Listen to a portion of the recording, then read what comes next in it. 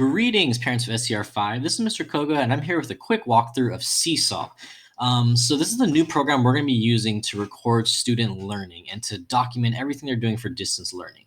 So when your child signs on, they'll probably see a page similar to this. Right now I'm in teacher mode, so I can't really see exactly what the students are going to see, but it's going to look very similar to this. And they can do several things. They can add things to their journal, and this will be a really good place where you can add pretty much anything. You can add drawings, videos, audio recording, pictures, text, pretty much anything that they do, they can upload to their journal to document. But in this area right here, this is the activities section. And in this tab, this is the main area we want students to look at because this is where I'll be sending them different activities to do. All right, so let's take a look at the activities tab. So all the activities I assign will be right here in this area. And there may be more than one, but for now, we're just gonna look at this first one that I sent. And in this one, we're just gonna test out some of the Seesaw tools that we'll be using. So if your child does not know how to read on their own yet, one awesome feature that Seesaw has is the ability to record instructions. So I recorded the instructions here, and you can press play. In this activity, we are going to get to know the different learning tools that Seesaw has to offer. Follow the instructions on each page.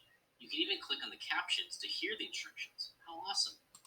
So yeah, you get the gist of it. It's going to read the instructions for your child, and they don't have to really, ask you, hey, what does this mean? I don't understand what I have to do here, which is a very, very, very handy tool, especially when we want students to be more independent.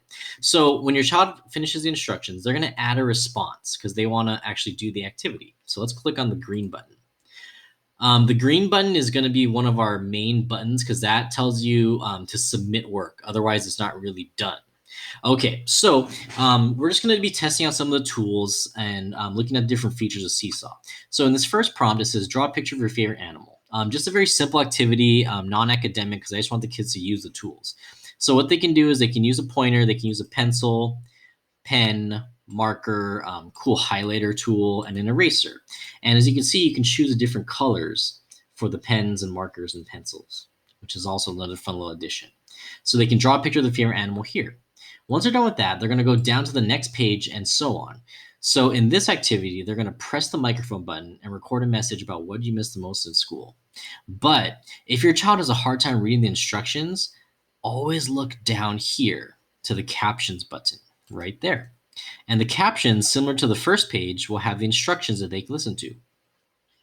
On this page, you're going to press the microphone button and record a message. So again, just making it as simple for the students as we possibly can. Page 3, they're going to take a selfie and use the drawing tools to add pictures to your, add decorations to your pictures. If the record button or the microphone button do not work, make sure you enable the microphone and the camera to be accessible by Seesaw.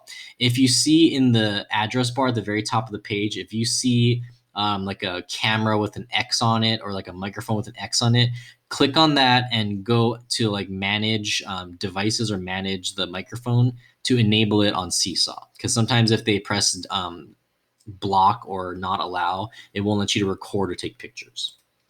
Then we're going to use the shape tool to add shapes and make a picture. And last, I want them to change the background of one of the pages and draw whatever they want. And again, this is just going to help them to get to know the tools of Seesaw. And if your child is in the middle of an activity and they have to leave, they can click on this button, which will save it as a draft, and they can come back to it right where they left off. If your child is totally done, they can click on this green button to submit it to me, and I can review it and give them feedback. If they forgot the instructions for a particular activity, they can press the View Instructions button up here, which will bring up the instructions from the first page, and it also has the Play Instructions button right there. If they make a mistake or want to undo something that they did, they can press the undo button. If they want to make it happen again, they can press this button to make the action make the undo redo, basically.